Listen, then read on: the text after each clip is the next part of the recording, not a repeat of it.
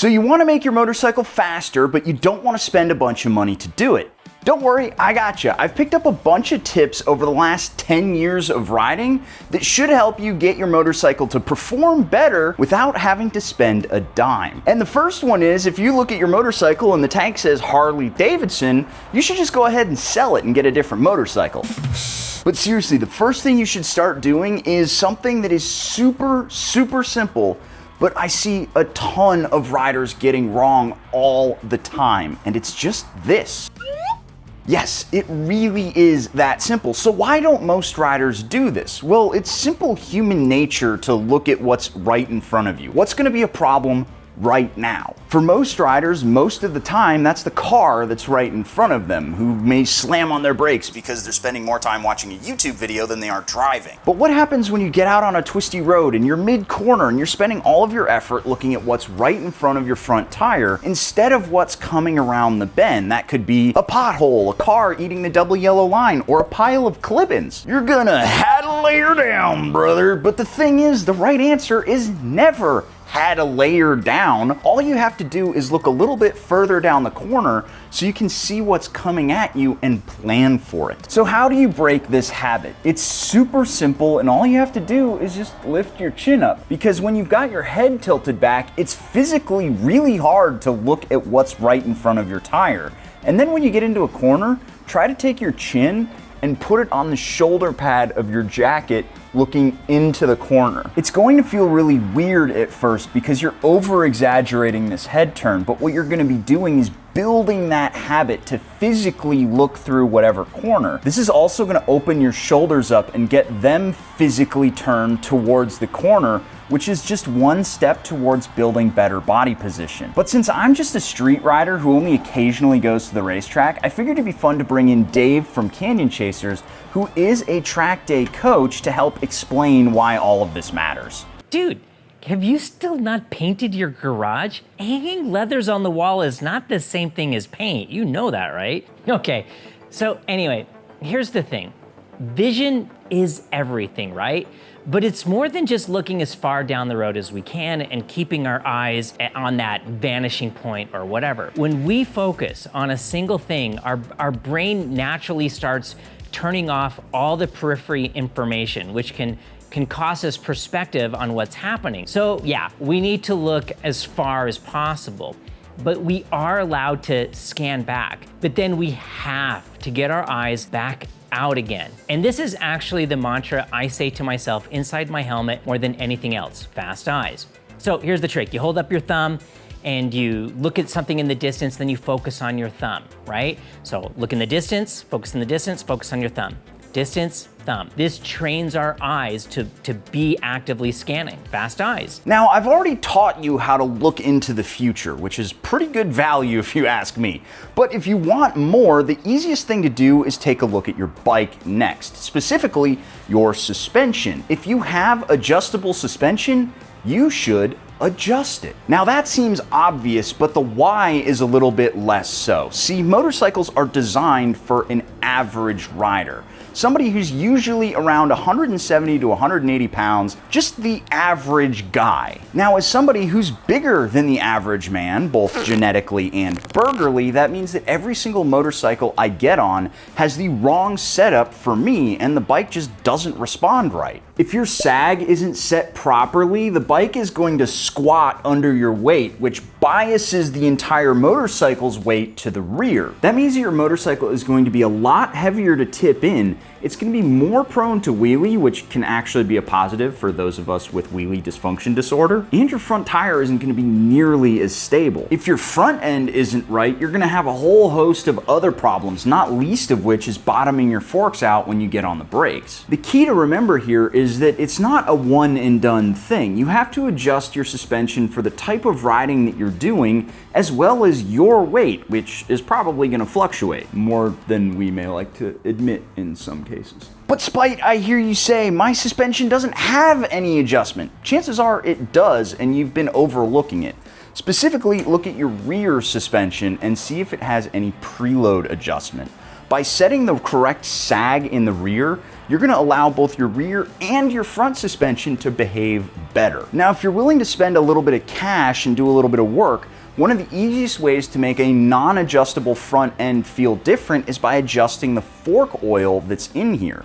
Increasing or decreasing the viscosity will change how the front suspension behaves, and you can actually tune a non-adjustable setup. I also have one more setup secret that we're going to talk about in just a little bit, so stick with me. Another thing I can't believe more people don't do is just check their tire pressures. Quick little story time. I went out to go buy a motorcycle from a guy that I wanted to give away, and when I did my test ride, the bike felt like shit. The first thing I did when I got back was I asked the guy if he had a tire pressure gauge handy, and we checked both the front and the rear tires. It was 30 pounds in the front and 29 in the rear. The guy told me that he liked the way that the bike handled with those pressures, and when I told him that that bike needed closer to 38 pounds in the front and 40 in the rear, he told me that that was too close to the maximum pressure that these bikes could take and that the tire was gonna explode.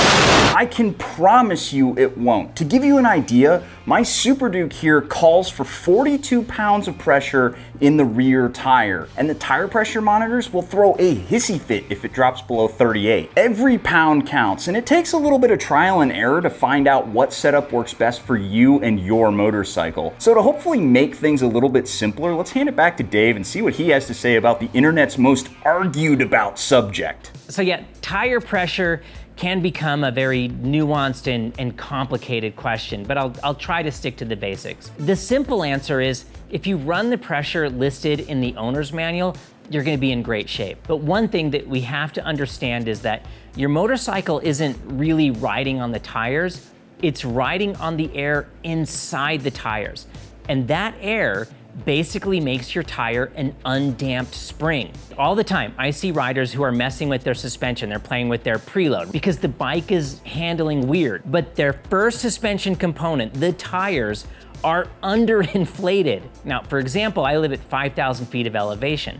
And as soon as I leave my door, I'm between 8 and 10,000 feet. If I run my rear tire at 42 PSI and then go up at elevation, that puts my rear tire into an overinflated situation, which can actually increase wear in the center of the tire. Underinflated, and you can be dealing with serious stability issues and overheating because the carcass is flexing too much. And most street tires run a lot of silica, and silica is what allows a tire to come up to temperature faster, and it provides more grip in the rain. But that comes with the compromise is that it can only tolerate so much heat. This is also why tires that might be known for amazing wet weather performance may not be the best tire if you live someplace hot and dry, like Texas or Utah. Now, one of the old school methods is the rule of 10%. And the rule is you want to see pressure increase by about 10% from cold in the garage to hot, like the instant you just finished a spirited canyon run. And that's not a hard and fast rule. It's more of a basic guideline to check to see if your tires are in the right neighborhood. Now, if you've been paying attention, you've probably noticed a pattern here. Everything that we've been talking about will improve the way that your motorcycle feels and rides, but it will also keep you safer while you're out there riding around on the road. But if you wanted something that's purely about safety, the best thing you can do is to increase your visibility while you're out there riding around, and there's a bunch of ways to do that. You could buy a bunch of gear that has reflective piping in it. You could get some really flashy, bright colors like those highlighter safety vests. Me personally, I like to go for something just a little bit more subtle, which is why I tend to go for whites, reds, and oranges in my gear. It's something that reflects light really well during the daylight and at night when headlights catch it. Another super easy way to increase your visibility is by adding something like this to your helmet. This is a BrakeFree helmet light, and it is designed so that whenever you roll off the throttle, whether you're getting on the brakes or just engine braking, it'll light up, letting the drivers know behind you that you're slowing down. This is another added layer of visibility, but the best part for me here is that this sits in a driver's eye line, whereas your tail light may be obstructed by their hood, especially here in Texas where people are driving nothing but giant pickup trucks. The BrakeFree installs in seconds on any helmet. There's no wires that you have to worry about, and it's really easy to swap from helmet to helmet if you have more than one. If you're interested, you can check out the link down in the description below and use the code SPIKE. If you're interested in one of these, you can click the link down in the description below where I've got a discount code that'll get you $10 off an order. But at the end of the day, wearing anything other than black will increase your visibility while you're out there riding around. And now we're on to hands down my favorite tip, and that is to adjust your ergonomics.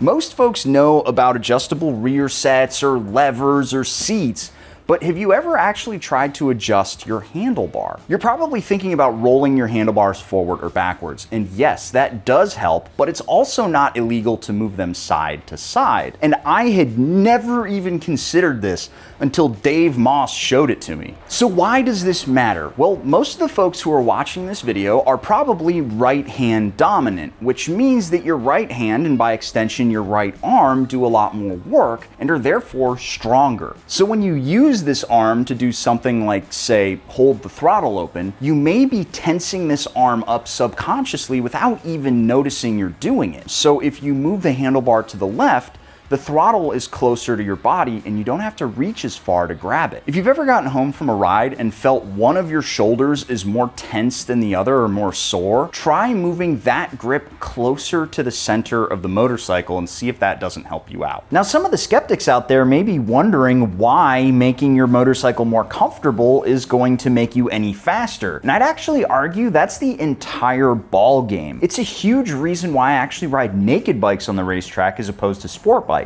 In that upright seating position, I just naturally feel more comfortable, so I'm devoting less brain power to how much pain my wrists are in or how I'm straining my neck to look up, and I can feel a lot more comfortable just pushing the motorcycle. Hell, I'd go so far as to say if you've never looked at a set of adjustable foot pegs for your motorcycle, you're missing out. These things can be as effective as getting a set of adjustable rear sets, but without the $500 to $800 expense. But what if I could give you a way to make your motorcycle faster and put money back in your pocket? Now, I think everybody knows that by reducing the weight of your motorcycle, you're increasing the power to weight ratio, making every pony that your bike makes a lot more efficient at making it go quick. But what most folks don't want to admit is that the easiest place to shed some weight is right here. To give you a dramatic example of how much rider weight matters, this is a clip of me and Chase both riding Tuono V4s, where the only difference is how much we weigh. At the time, Chase was in the mid 220s and I was about 270 pounds, and there was absolutely nothing I could do to keep up with him. So far this summer, I've lost about 16 pounds, and by the end of the year, I want to lose another 16. There are exactly 0 places on a modern motorcycle where you're going to be able to cut 32 pounds off of the bike. Even to the coal rollers down in the comments saying that if you get rid of a modern exhaust system, you're gonna save a ton of weight. And sure, you will save some. You may even get into the double digits, but you're never gonna cut 32 pounds off of a motorcycle, even if you replace every single bolt with titanium. Look guys, I don't want to admit it either, but the answer is unfortunately really simple. The less we eat, the more less fats we get at ourselves. And while we're on the subject of opening the throttle up, let me ask you a quick question.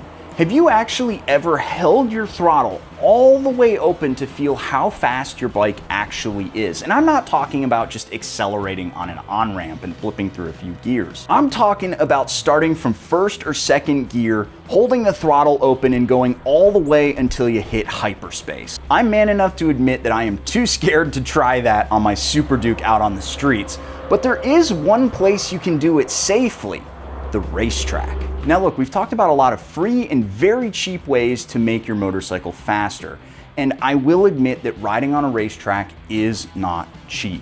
However, of all the things that I have done in the last 10 years, track day riding has had the most profound positive impact on my skills as a rider. Now, I'll be the first to admit that I have a long way to go before I'm gritting up for MotoGP, but all of those track day skills are directly transferable onto the street, and they've helped me ride faster and safer. Now, I know there's plenty of people out there who are nervous about going to the racetrack for the first time. Maybe you're worried that you're gonna drop your only motorcycle, or you don't wanna push it so hard because you're worried about damaging the motor, or maybe you just looked online and saw the price of a brand new tracksuit Well, to hopefully set your mind at ease, we're going to hand it back to Dave, who again is a track day instructor and has worked with organizations like Champ School to give you a few tips and tricks for your first time on the racetrack. Now, I know what you're thinking. I'm a street guy. I don't care about going fast. Track days aren't for me. Well, do you like reducing risk? Do you like not being afraid of diving into a blind corner? Or do you just want to hear group connection lost, not because you fell off the back of the pack? Think of it like this. Your favorite twisty road, if you're lucky, you're going to ride it maybe 30 times this year. That's only 30 times in a year to practice that one corner that messes with you. Now, if you do a track day, you're going to see that one hard corner 30 times before lunch. So it becomes the perfect place to hone your craft. Because look, it's a harsh truth, but you have to practice at the speed you ride to get better at riding the speed you ride. Parking lot drills make you better at parking lot skills. It doesn't translate as much as some people would have you believe. Riders aren't dying because they failed to negotiate a U-turn at the gas station.